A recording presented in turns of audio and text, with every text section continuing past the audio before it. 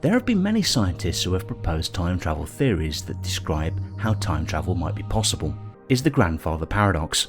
This is a well-known paradox of time travel, in which inconsistencies emerge through changing the past.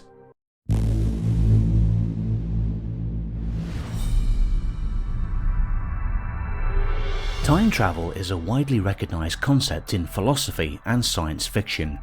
But is it possible in real life? What does physics tell us about time travel? Is it possible to travel to the past or the future? Neil deGrasse Tyson explains the nature of time and the conundrums of time travel. In some ways, we're traveling in time now. We just happen to be prisoners of the present in the eternal transition from the past to the future. If you travel fast enough, you can actually leap forwards in time. Relativity specifies that you travel a good fraction of the speed of light, time will tick more slowly for you than all your loved ones back on Earth. If your journey is too long, you might be gone for 10 years and everyone else on Earth ages 100. So you've effectively gone into the future, and then everyone you knew when you left Earth is now dead. If you want to go into the past, that's a little more problematical. There are people who have recognized what severely distorted space does. The effect, that severely distorted fabric of space and time. They've studied what effect that has on the passage of time. And it turns out there is a path you can take around two moving black holes that haven't quite collided yet, where you can end up in the past of when you started that journey. It's backwards time travel, according to calculations from Einstein's general relativity, is enabled by the severely distorted fabric of space and time, such as what you would get with black holes that came in their own proximity.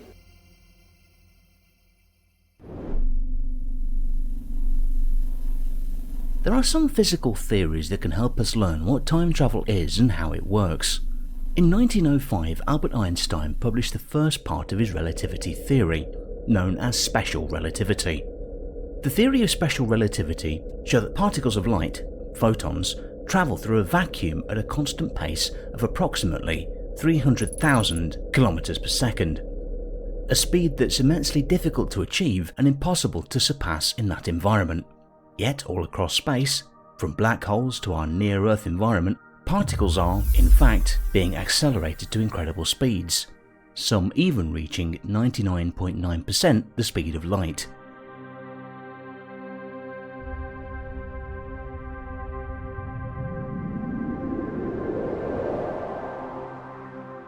He then published another paper in 1915 known as general relativity. These theories are among the most important theories in all of physics. Under Einstein's theory of general relativity, gravity curves space and time, causing the passage of time to slow down. In Einstein's theory of special relativity, time slows down or speeds up depending on how fast you move relative to something else. So for an observer, in an inertial frame of reference, a clock that is moving relative to them will be measured to tick slower than a clock that is at rest in their frame of reference. This case is sometimes called special relativistic time dilation. Time dilation may also be regarded in limited sense as time travel into the future. The faster the relative velocity, the greater the time dilation between one another, with the rate of time reaching zero as one approaches the speed of light. Scientists have done some experiments to show that this is true. For example, there was an experiment that used two clocks set at the exact same time. One clock stayed on Earth, while another flew in an aeroplane going in the same direction Earth rotates. After the airplane flew around the world, scientists compared the two clocks. The clock on the fast-moving airplane was slightly behind the clock on the ground, so the clock on the airplane was travelling slightly slower in time. Another famous experiment is the twin paradox, which is, according to Neil deGrasse Tyson, not a paradox at all. He describes the experiment as a hypothetical scenario which uses identical twins to illustrate Einstein's theory of relativity. Take Newton's laws, for example. He has a law of motion and law of gravity. Then we find out, wait a minute, if there's a high gravity source, Newton's laws fail. If you're moving really fast, faster than a running horse whatever Newton might have experienced in his life, his equations begin to break down. Do you throw away all of Newton? No, it works in all the other cases. So what's going on? Einstein comes up with laws of motion, his special theory of relativity. Einstein comes up with a new law of gravity, his general theory of relativity. Do they replace Newton? No.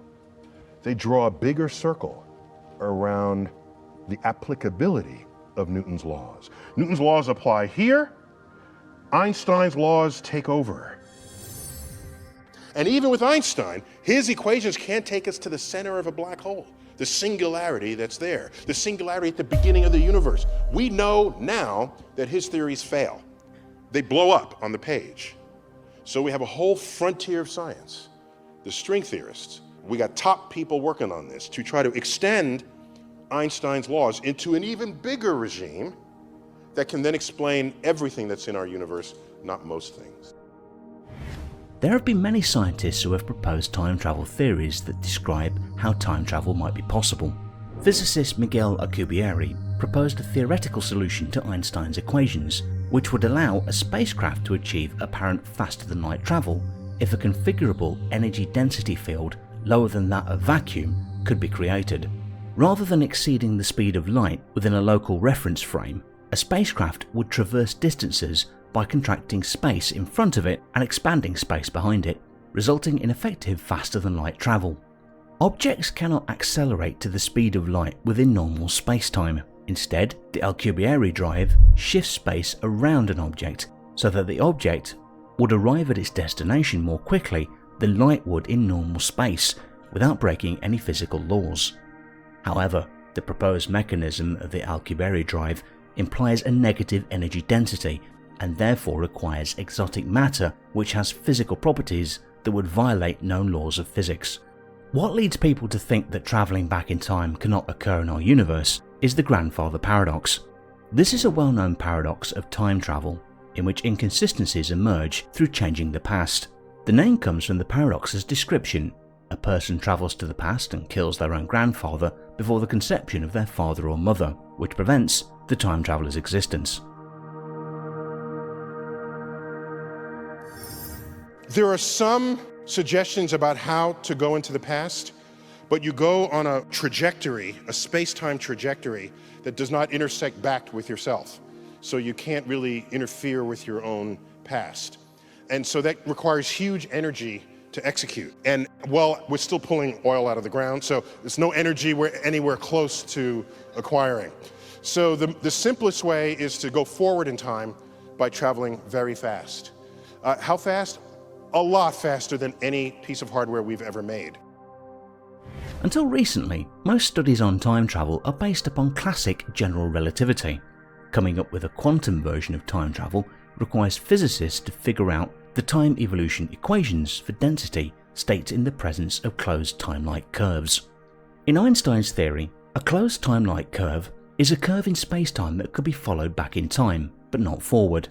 In 1991, David Deutsch, a physicist at the University of Oxford, came up with a proposal for the time evolution equations, with special note as to how it resolves the grandfather paradox and non-determinism. However, his resolution to the grandfather paradox is considered unsatisfactory to some people, because it states the time traveller re-enters another parallel universe, and that the actual quantum state is a quantum superposition of states where the time traveller does and does not exist.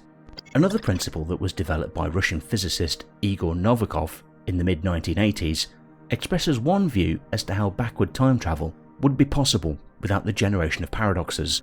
According to this hypothesis, physics in or near closed time-like curves can only be consistent with the universal laws of physics, and thus only self-consistent events can occur. Anything a time traveller does in the past must have been part of history all along, and the time traveller can never do anything to prevent the trip back in time from happening, since this would represent an inconsistency. While some physicists argue whether time travel is possible, theoretical physicist Carlo Rovelli thinks that time is in fact an illusion, and our reality is just a complex network of events into which we project sequences of past, present and future. The whole universe obeys the laws of quantum mechanics and thermodynamics, out of which time emerges. More on that in another video. Thanks for watching. Did you like this video? Then show your support by subscribing, ringing the bell, and enabling notifications to never miss videos like this.